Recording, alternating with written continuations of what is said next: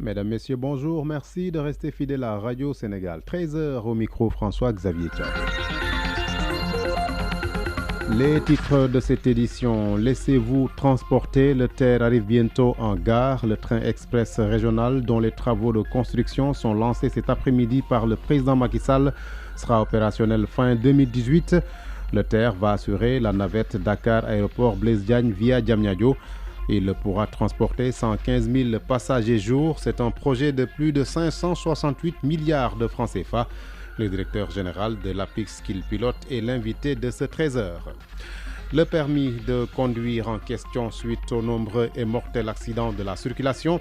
Le président de la commission équipement et transport à l'Assemblée nationale émet l'idée d'une loi permettant le retrait pur et simple du permis en cas d'accident grave. Les syndicats de transport disent non et proposent plutôt la création d'un centre de formation et d'information sur la conduite. En moins d'un mois, la direction des transports a dénombré 49 morts sur nos routes. Gambie, au lendemain de la mission de la CEDEAO à Banjul, l'ambassadeur de France au Sénégal demande l'accentuation de la pression sur Yaya Jammeh pour l'amener à céder le pouvoir au président élu. Pour Christophe Bigot, il n'est pas question que Jammeh puisse conserver le pouvoir. 2016, année noire pour la presse dans le monde. Reporters sans frontières vient de publier son rapport annuel. Le nombre de journalistes emprisonnés est en hausse. Sport, CAN de beach soccer, deuxième sortie du Sénégal cet après-midi. Ce sera face à Madagascar, tenant du titre. Tous les détails dans le journal des sports de Cheikh Tidiane Ndiaye. Et puis en fin d'édition, la revue de presse signée Elisabeth Agnès. Bienvenue à toutes et à tous. Il va bientôt commencer à siffler le TER. Le train express régional sera opérationnel fin 2018. Les travaux de construction sont lancés cet après-midi par le président Macky Sall. Le TER va assurer la navette entre Dakar et aéroport Blaise Diagne via Diamniadio. C'est une ligne longue de 55 km qui pourra transporter près de 115 000 passagers par jour. Présentation du projet, Khali Amadou Narfal. Cette première liaison rapide de l'histoire ferroviaire du Sénégal est un des grands projets du PSE. Le président Macky Sall, en annonçant le lancement des travaux du TER dans son discours de fin d'année 2015, l'avait justifié par l'engorgement de la ville de Dakar. Pour le chef de l'État, le train express régional va contribuer à la résolution des problèmes de mobilité urbaine et interurbaine entre Dakar et l'intérieur du pays. Le train express régional, qui desservira 14 gares, reliera en 45 minutes Dakar à l'aéroport international Blaise Diagne. Avec une vitesse de pointe de 160 km/h, il pourra transporter jusqu'à 115 000 passagers par jour. La conception et la réalisation ont été confiées à la société française Engie en partenariat avec Thales pour un contrat de 148 milliards de francs CFA. Ce TER d'une capacité de 500 places sera réalisé en deux phases. D'abord, la partie reliant Dakar à Diamniadio sur 36 km et dans une seconde phase, la ligne Diamniadio-AIBD sera longue de 19 km. La durée des travaux est estimée à 41 mois. Outre la construction du train express régional dont l'entrée en service est prévue en fin 2018, le gouvernement a annoncé la réhabilitation de la voie ferrée Dakar-Kidira sur près de 700 km, un chantier qui générera plusieurs milliers d'emplois et la renaissance de la vie économique dans les villes et villages le long de cette ligne. Khali Amadou Narfal, le train express régional Dakar-AIBD desservira 12 autres gares le long du trajet. Le chemin de fer, un moyen presque imbattable dans le transport de masse et sur les longues distances. C'est l'avis de l'ingénieur des chemins de fer, Ndiaga Ndiaye, qui salue le projet, mais appelle à la réhabilitation des lignes ferroviaires intérieures. Ndiaga Ndiaye interrogé par Khali Amadou Narfal. Cet événement me rend heureux parce que l'on a attendu assez longtemps pour avoir un chef d'État qui s'engage pour le secteur ferroviaire. Le secteur ferroviaire, comme on le sait, est ancien. Il a servi pendant très longtemps, avant nos indépendances et après nos indépendances. La pertinence, on n'en discute pas. Parce que le chemin de fer est d'abord un mode de transport de masse. Le chemin de fer est imbattable quand il s'agit de transport de masse, de transport de grande distance. Et le chemin de fer de Dakar à IDB a vocation de transporter beaucoup de personnes destinées à prendre l'avion ou revenant de l'avion, mais il y a également toutes les autres populations qui sont le long de la voie ferrée. Et donc c'est un transport de masse comme le fait actuellement le transport de banlieue, le PTB. Mettre un train rapide entre Dakar et l'aéroport, c'est absolument pertinent. Le seul bémol que je mettrai, c'est que devant les arbitrages, on a des difficultés de choix, mais personnellement, j'approuve le projet TER Dakar AIBD, mais le plus urgent, le plus important et encore le plus économiquement rentable serait effectivement d'investir aussi sur le Dakar-Bamako. Dakar-Bamako, c'est la priorité, pour moi, la première priorité. Et sur le plan national, il n'y a pas que Dakar. Ce que nous avions à son temps, c'est Dakar-Saint-Louis, qui est le premier réseau en Afrique de l'Ouest que l'on a développé vers le Mali et on a mis les embranchements de Touba et de Kaolack. Donc, reprendre le trafic national voyageurs serait une priorité, mais comme le transport pour l'aéroport est un complément pour l'aéroport, on ne peut pas discuter de sa pertinence. Voilà, Ndiaga Ndiaye, ingénieur des chemins de fer. Je rappelle le lancement cet après-midi par le président Macky Sall des travaux du TER. Le TER, c'est le train express régional. Cérémonie qui sera transmise en direct sur nos antennes à la gare ferroviaire de Dakar, puis au CICAD, le Centre international des conférences Abdou Diouf. Nous restons avec les transports, mais cette fois-ci les transports terrestres. Les transports terrestres avec en moins d'un mois la direction des transports qui a dénombré 49 morts sur nos routes. Une série noire due plus aux automobilistes qu'aux véhicules, d'où l'urgence d'une batterie de mesures pour faire face à l'hécatombe. Mamadou Thior. Depuis le Magal de Touba, il y a eu 127 accidents mortels avec à la clé 49 vies perdues. Sur ce total, 27 l'ont été entre dimanche et lundi nuit.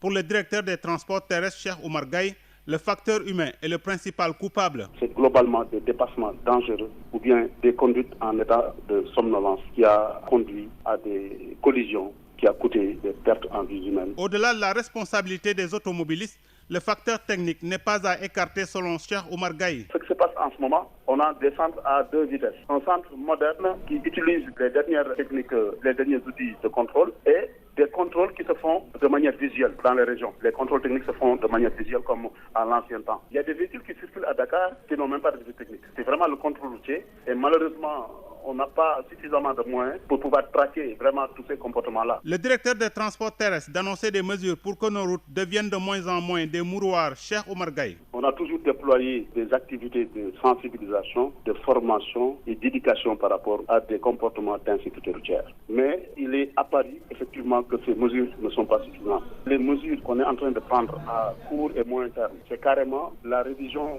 du code de la route avec l'introduction de mesures dissuasives pour essayer de sanctionner certains comportements. Cette fois, le directeur des transports terrestres est décidé à prendre à bras-le-corps le problème. Un accident, au-delà d'une vie perdue, brise une famille. Je précise, Mamadou Thior, que le directeur des transports terrestres, Cheikh Oumar Gaye, sera notre invité dans l'édition de demain matin.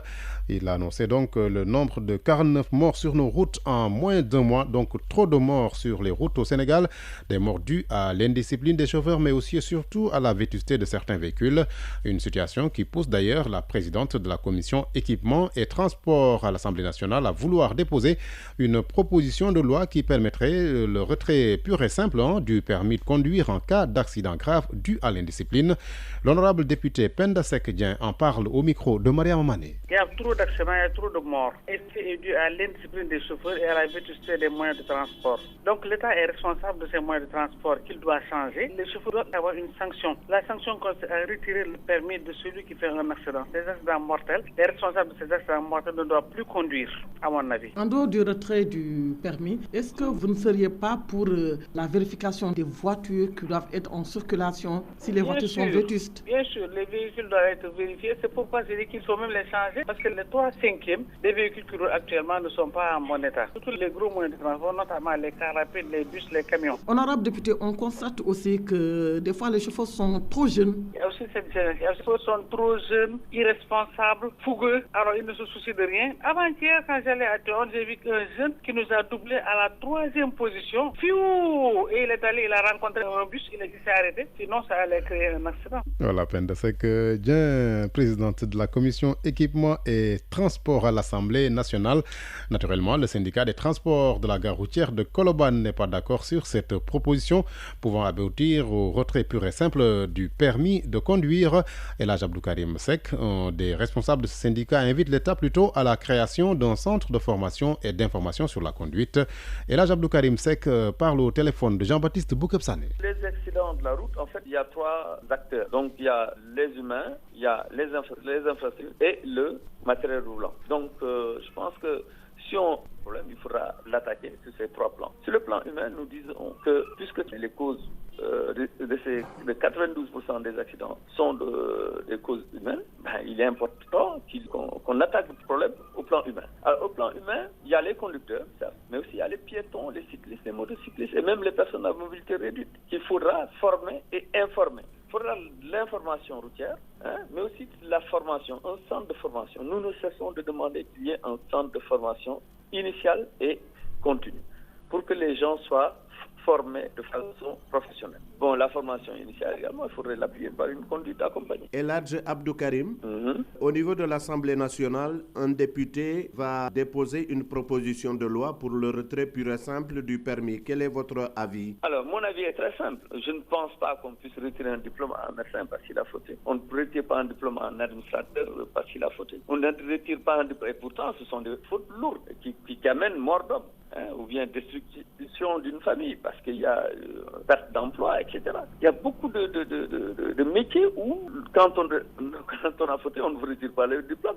Alors pourquoi ce serait seulement aux conducteurs professionnels qu'on retire le permis? Nous sommes d'accord qu'il y a des fautes intolérables. Mais je vous ai dit encore une fois que la faute ne revient pas seulement aux chauffeurs. Voilà, Eladj Abdou Karim Seck, un des responsables du syndicat des transporteurs de la gare routière de Colobane. Le maire de Koumpentoum lui réclame une brigade des sapeurs-pompiers dans sa localité. C'est pour faciliter l'intervention des secours en cas d'accident de la circulation, comme c'est souvent le cas sur cet axe Dakar-Bamako. Sidi Traoré a réaffirmé cette doléance au lendemain du tragique accident qui a fait 12 morts dans la nuit du lundi au mardi. D'ailleurs, les 12 corps, tous calcinés suite au choc, ont été inhumés sur place sur ordre du procureur.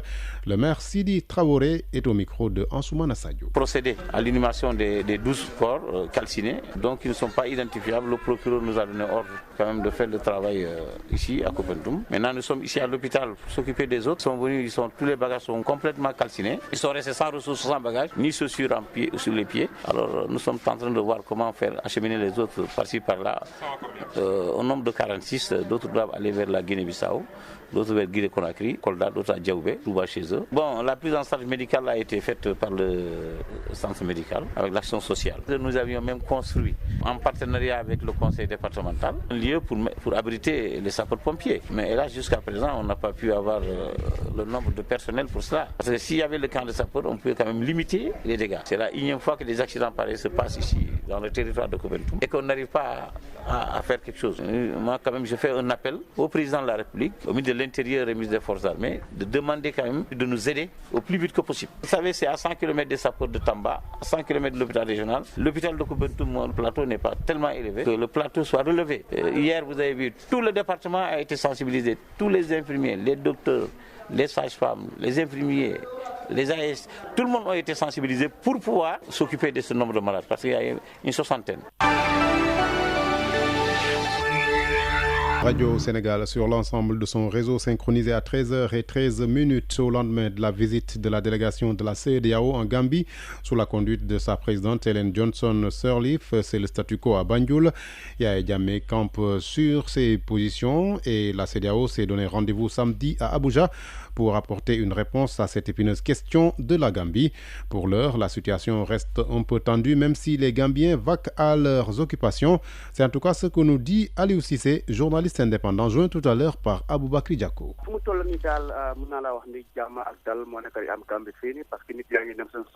Pour l'instant, c'est le calme plat en Gambie. Les gens vaquent à leurs occupations, mais la situation reste tendue. Hier, une délégation de la CEDEAO sous la conduite de la présidente Ellen Johnson Sirleaf et le président du Libéria, Bai Koroma, le président du Nigeria, Mohamed Buhari, du Ghana, John Mahama, sont arrivés à Banjul pour discuter avec les deux présidents afin de trouver une solution. À l'issue de leur rencontre, la délégation n'a pas pu se prononcer comme ils l'ont fait savoir. Cette problématique ne peut être résolue en une journée. Il faudra du temps donc pour aboutir à un résultat. Une rencontre rencontre est prévue à cet effet ce samedi à Abuja pour traiter la question. Pendant ce temps, les présidents de la CEDEAO ont eu à convaincre deux protagonistes et obtenir une garantie pour la paix. C'est l'engagement ferme pris par Barrow et Jammeh.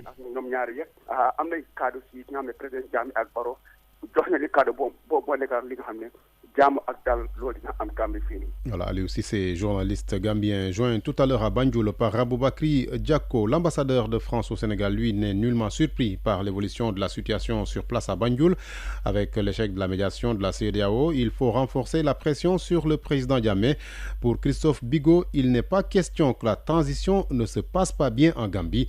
Christophe Bigot, interrogé par Cher Diop. Je ne suis pas absolument surpris de l'évolution de ces derniers jours. Maintenant, ce qui est essentiel, évidemment, c'est de faire en sorte que cette transition démocratique se passe bien, que le président Jammeh, qu'il est encore jusque, je crois, à la mi-janvier, entende le message de la communauté internationale, le message du Conseil de sécurité, le message de la CEDEAO. Il a accepté le jour même le résultat du scrutin. Cette sagesse-là, il faut qu'il y revienne. C'est essentiel pour la Gambie, pour la démocratie en Afrique, c'est essentiel pour le Sénégal. Vous avez tant de projets en commun, vous avez tant en commun, à vrai dire. Et donc, qu'on pense aux centaines de milliers de Sénégalais qui sont présents en Gambie, qu'on pense aux ponts qui pourraient complètement désenclaver la Casamance, quand on pense aussi au contrôle qui pourrait se faire aux frontières, permettrait de réduire, voire de supprimer les trafics de drogue, d'armes. Est-ce que vous pensez que Yahya Jammeh a compris ce message-là parce que la médiation de la CEDEAO a carrément échoué? Je pense qu'il faut renforcer la pression pour que le président Jammeh entende raison. L'opposition est extrêmement déterminée, mais elle est aussi très sage. Adama Barrow, ambassadeur du Sénégal à Banjul, me l'a encore dit il y a peu de temps. Et donc, nous allons, nous, avec le Sénégal, mais aussi avec le Royaume-Uni, avec les États-Unis, avec les membres du Conseil de sécurité de la CEDEAO, renforcer nos efforts pour, encore une fois, que la transition démocratique se fasse. C'est un très, très, très beau signe, très important pour l'ensemble de l'Afrique. Et à l'inverse, quel cauchemar que d'imaginer que ces élections soient remises en cause. Christophe Bigot, ambassadeur de France au Sénégal. Les Gambiens établis à Kaolack, eux, sont très préoccupés par la crise politique qui secoue leur pays et ils demandent à la CEDEAO de privilégier le dialogue à la place de l'intervention militaire. Daouda Badiane. Nul n'est éternel, encore moins immortel dans ce monde. C'est en ces termes que ce septuagénaire a résumé le message qu'il envoie aux autorités gambiennes. Nous sommes à la rue d'Aloua dans une ambiance de commerce comme tous les jours. Parmi un groupe de jeunes originaires de la Gambie, notre septuagénaire, ils sont là avec leurs pousse-pousse. Ils attendent le moindre service des commerçants pour transporter les bagages. Dès que nous nous sommes présentés à eux, certains ont écarquillé les yeux, puis ont préféré quitter pour éviter de se prononcer sur la crise politique au pays. Après moult explications, le septuagénaire accepte enfin sous le couvert de l'anonymat d'en parler. D'emblée, voici ce qu'il en pense. Le seul souhait que je formule est qu'il y ait la paix. Sans la paix, rien ne peut marcher. Alors, il est important pour cette commission de la CEDEAO de discuter avec Yahya Jammeh une issue de sortie à l'amiable. Le septuagénaire d'ajouter que l'éventuelle intervention militaire envisagée par la CEDEAO n'est pas une solution. Vous savez, le forcing n'a rien réglé. Alors que la commission de la CEDEAO chasse qu'il faut tout d'abord privilégier la négociation. Comme lui, ils sont nombreux les Gambiens établis à Kaolack, préoccupés par ce qui se passe au pays. Ils ont l'oreille tout le temps collée à la radio pour s'assurer que les proches sont à l'abri de représailles. Daouda Badiane, Kaolack, Radio Sénégal. 2016, année noire pour la presse. Reporters sans frontières a publié son rapport annuel, document dans lequel l'ONG s'alarme des menaces qui pèsent sur les journalistes égyptiens, burundais, éthiopiens et érythréens. Selon RSF, le nombre de journalistes incarcérés dans le monde a augmenté. Ibrahim Assadi. Selon ce rapport rendu public hier, bon nombre de journalistes africains sont également pris pour cible. C'est notamment le cas en Égypte où 27 journalistes sont détenus. Selon RSF, le musellement de l'information prend une tournure des plus inquiétantes dans ce pays. L'ONG accuse le régime du président Abdel Fattah al-Sisi de pourchasser toute personne liée de près ou de loin aux frères musulmans. Le document met de nouveau en accusation le Burundi, où le journaliste Jean Bigirimana reste introuvable plus de 5 mois après sa disparition le 22 juillet dernier au centre du pays. En septembre, Reporters sans frontières avait lancé une pétition pour interpeller Bujumbura et demander des investigations indépendantes. Plus de 11 400 personnes ont à ce jour signé l'appel. L'Éthiopie et l'Érythrée sont également sur le banc des accusés. En Éthiopie, ou dans le cadre de l'état d'urgence décrété le 9 octobre, il est désormais illégal de consulter ou de diffuser sur les réseaux sociaux les informations données par 2 médias d'opposition basés aux États-Unis. Enfin, le rapport liste le top des 5 pays comptant le plus de journalistes en prison. Il s'agit de la Turquie devant la Chine, l'Égypte, l'Érythrée et l'Éthiopie.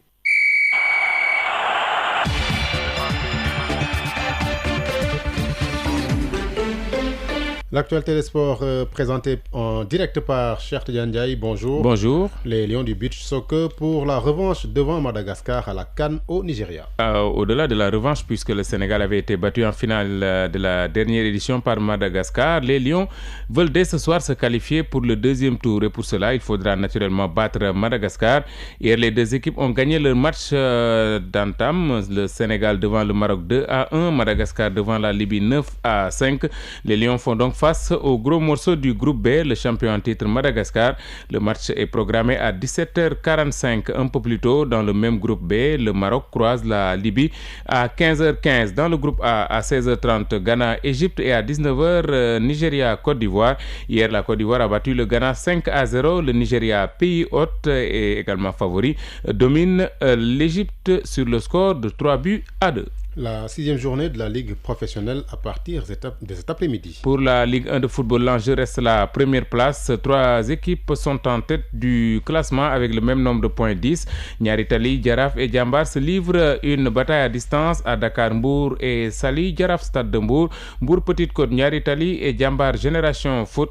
Notre consultant football analyse cette 6e journée. Cheikh Tidiane Biteye, joint par téléphone par Benoît Badiane. Ce sera des matchs alléchants, où on retrouvera en tout cas un Jaraaf qui voudra bien se replacer par rapport à la première place, même si ils sont classés deuxième. Je pense qu'ils ont envie de revenir à la tête devant NGD et Jambar, où c'est arrivé au podium. Maintenant, il reste à dire que ce sera des matchs extrêmement parce que NGD va en déplacement périlleux contre une équipe de MPC, auréolé d'une victoire précieuse en déplacement. Je pense que ce sera un match également mais jouable quand même par rapport à ce déplacement. Maintenant, le Jaraaf également, c'est vrai qu'il reçoit un match, mais je pense que c'est un match piège parce que le Stade de Mbour a les arguments en tout cas de bousculer le Jaraaf. Surtout que par rapport à ses ambitions également, ils ont envie en tout cas de rester sur le podium et de jouer le titre. Maintenant, Jambar est en train de faire une excellente performance. D'ailleurs, c'est la seule équipe qui a eu à cumuler 3 victoires d'affilée. Je pense qu'ils sont sur la bonne voie. Ensuite, ils ont envie de prendre la tête du classement et ils auront les possibilités. Je pense qu'on va vers des duels en tout cas alléchants qui permettront en tout cas de rehausser le niveau du championnat sénégalais. Cheikh Tidiane Biteye, consultant football de Radio Sénégal. Au programme de cette 6e journée de Ligue 1 cet après-midi, au stade Demba Diop, 15h30 Uzo Ndiambour et à 17h30 le Jaraaf qui fait face au stade de Mbour. À Amadou Barry à 17h, Teungueth FC croise l'US Gorée. À Ziguinchor à 17h, le Casa Sport accueille Guédiawaye Football Club au stade Caroline Faye de Mbour. À 17h, Mbour Petite Côte qui joue contre Niary Tally à Saly. À 16h30, Jambar reçoit Génération Foot et au stade Mawade Wade de Saint-Louis. À 17h, Linguère qui joue contre l'AS Douane. Et puis notez qu'en Ligue 2, il y a déjà 4 matchs pour cette 6e journée cet après-midi. 15h, Yego Etix qui est avant-dernière au classement avec 3 points. À 16h30, Sonacos de Diourbel contre Olympique de Ngor. La Lanterne Rouge Mbarguetch de Kébémer qui reçoit l'AS Pikine. Et puis le duel des promus, Diamono de Fatick 9 points, 2e qui fait face à l'Africa. Promo Foot 11e et 5 points suite et fin de cette 6e journée de Ligue de demain après-midi. Le leader Ndarguetch qui joue contre Dakar Sacré-Cœur, ce sera au stade Amadou Barry de Guédiawaye. En Europe, la Coupe de la Ligue en France et le championnat anglais. En France, à 17h45, Bordeaux-Nice à 20h05, 5 matchs Monaco-Rennes, Metz-Toulouse, Lyon-Guingamp, Saint-Etienne qui joue contre Nancy et le Paris Saint-Germain qui fait face à Lille. Hier, Nantes s'est qualifié devant Montpellier de Souleymane Camara, 3-1. Sochaux qui a donc éliminé Marseille 4-3 au tir au but, 1 but partout à la fin du temps réglementaire. Et puis la 16e journée de Première Ligue en Angleterre. Aujourd'hui, quelques matchs à 19h45 Middlesbrough qui reçoit Liverpool, Sunderland, Chelsea.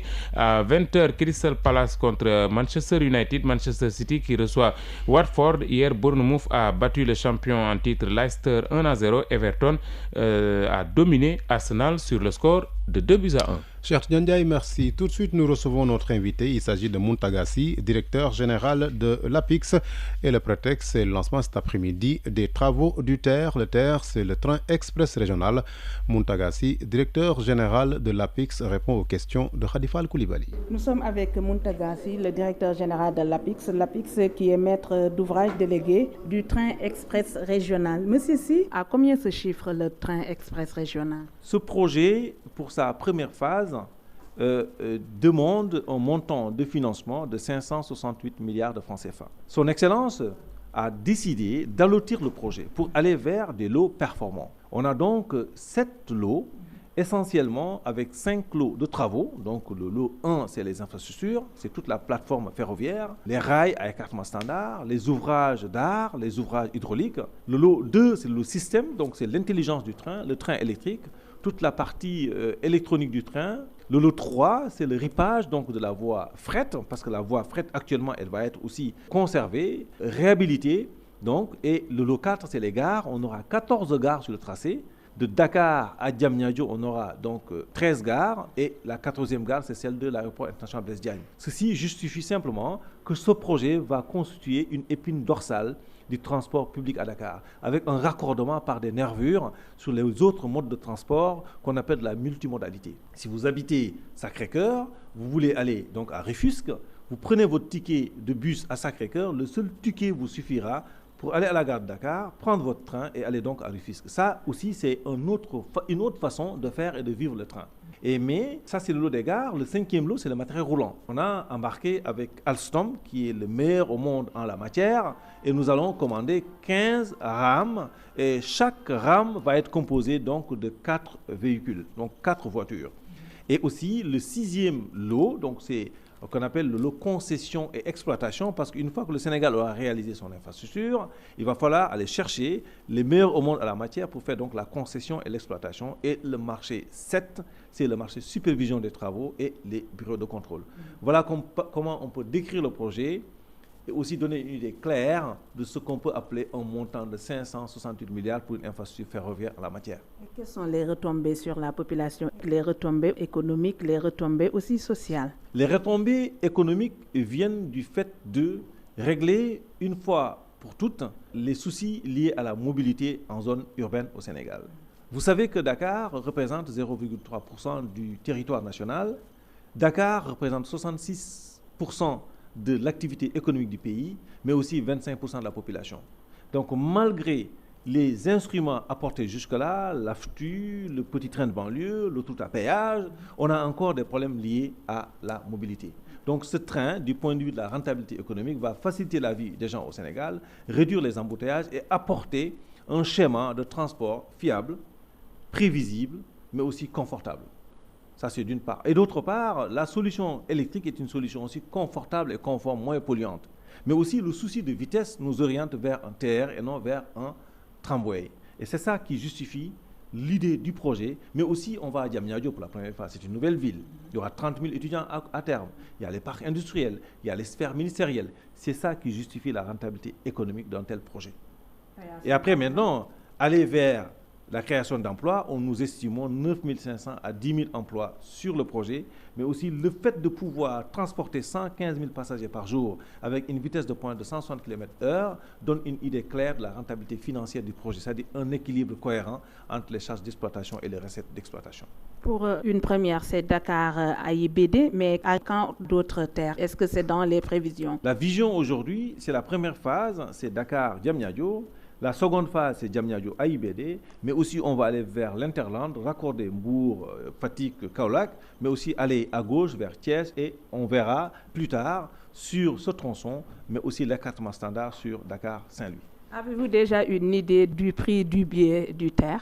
le prix du billet du TER, la volonté de l'État est de le confiner sur une fourchette de 350 à 500 francs CFA en fonction des classes. Mais l'étude de rentabilité économique le justifie. Après, ça se fera en fonction de la montée en puissance des recettes d'exploitation, mais aussi un équilibre cohérent entre les négociations que le Sénégal fera avec le futur concessionnaire. Monsieur Sy, je vous remercie.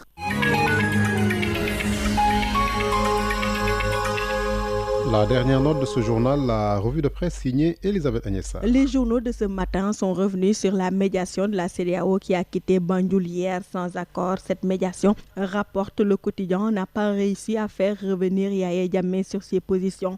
Ellen Johnson-Sirleaf fait compagnie, poursuit le journal du groupe Avenir Communication, quitté Banjul sans accord et vont rendre compte à la conférence des chefs d'État qui se réunissent ce samedi à Abuja au Nigeria.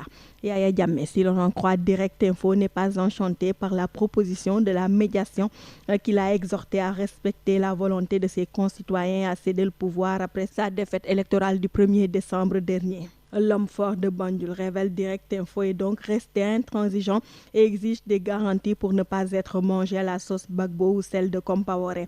Et pendant ce temps, informe Sud Quotidien, son parti, la PRC, a officiellement saisi la Cour suprême pour solliciter l'annulation des résultats de l'élection du 1er décembre dernier. Un recours qui, de l'avis de Libération, frise le ridicule puisque son parti parle de résultats mal compilés et d'intimidation de certains partisans de l'ARPC qui n'ont pu voter. Et renchéri Sud Quotidien, Yahya Jammeh ne s'est pas arrêté là puisque ses forces de sécurité ont saisi hier le siège de la commission électorale. Un acte inédit posé comme le relève Libération au moment même où la médiation de la CEDEAO était à Banjul. Au vu de ces actes posés par Yahya Jammeh, fait remarquer Walf Quotidien ce matin, le faire plier pourrait s'avérer plus compliqué que certains ne le pensent parce que de l'avis du journal de Sacré-Cœur, le président sortant semble s'être préparé à ce scénario, lui qui dispose d'une puissance de feu et s'est trouvé un allié militaire en la Russie et peut s'appuyer sur les combattants du MFDC pour déstabiliser la partie sud du Sénégal. Autant de considérations qui, de l'avis de Walf Quotidien, doivent pousser les autorités, plus particulièrement sénégalaises, à jouer la carte de la prudence parce que, conclut le journal, même si Jammeh est illégitime, il reste pour le moment l'homme fort de Banjul. Quoi qu'il en soit, informe ce matin l'enquête, le dictateur voit de jour en jour ses soutiens s'écrouler comme un château de cartes. En effet, selon l'enquête, son ambassadeur aux États-Unis a écrit hier une lettre ouverte pour lui signifier le retrait de son soutien sans pour autant démissionner, suivi par des syndicats d'enseignants, la Confédération nationale des travailleurs de Gambie et l'Association des avocates gambiennes. L'autre actualité à la une des journaux ce matin est ce qu'il est convenu d'appeler un mardi noir, l'horreur à Koumpentoum. Titre ce matin l'Obs parlant de cet accident qui a fait 13 morts, 84 blessés sur l'axe Kaolack-Tambacounda. Une violente collision entre un bus de transport interurbain et un camion frigorifique selon l'Obs qui est revenu sur les circonstances de cette tragédie. Les victimes calcinées, poursuit Vox Populi, ont été inhumés sur ordre du procureur car ne pouvant être identifiés. C'est que poursuit Vox Populi, la violence du choc a été audible partout dans la commune et les populations ont rallié les lieux du drame. Raconté ce matin par des rescapés, les deux voitures ont été complètement calcinées comme le relève ce matin Le Soleil qui consacre sa une à la 3e usine de Keur Momar Sarr. Le dernier acte de mobilisation des ressources selon Le Soleil était posé hier. En effet, poursuit le journal, le ministre de l'économie et des finances Amadou Ba et le représentant résident de la Banque africaine de développement ont signé la convention de financement. Il s'agit selon l'Astre national d'un prêt de 42 milliards de francs CFA qui va permettre la construction de cette 3e usine. L'infrastructure, poursuit Le Soleil, va permettre de mobiliser à terme 200 000 m3 par jour et en faire bénéficier plus de 3 millions de personnes pour faire face à la forte demande en eau de Dakar et des nouveaux pôles urbains de Diamniadio et du Lac Rose. À 13h33, c'est la fin de ce journal. Je rappelle le principal titre. Laissez-vous transporter. Le TER arrive bientôt en gare. Le train express régional dont les travaux de construction sont lancés cet après-midi par le président Macky Sall sera opérationnel fin 2018. Le TER va assurer la navette Dakar-Aéroport Blaise Diagne via Diamniadio. Il pourra transporter 115 000 passagers jour. C'est un projet de près de 568 milliards de francs CFA. Merci à l'équipe technique en cabine Maudou Diop pour CEDEM, Seydina Sow et Maktar Diouf. Journal réalisé par Cheikh Tidiane Ndiaye et Marianne Ndiaye. Devant le micro, François-Xavier Thiaw. Merci de votre fidélité à Radio Sénégal.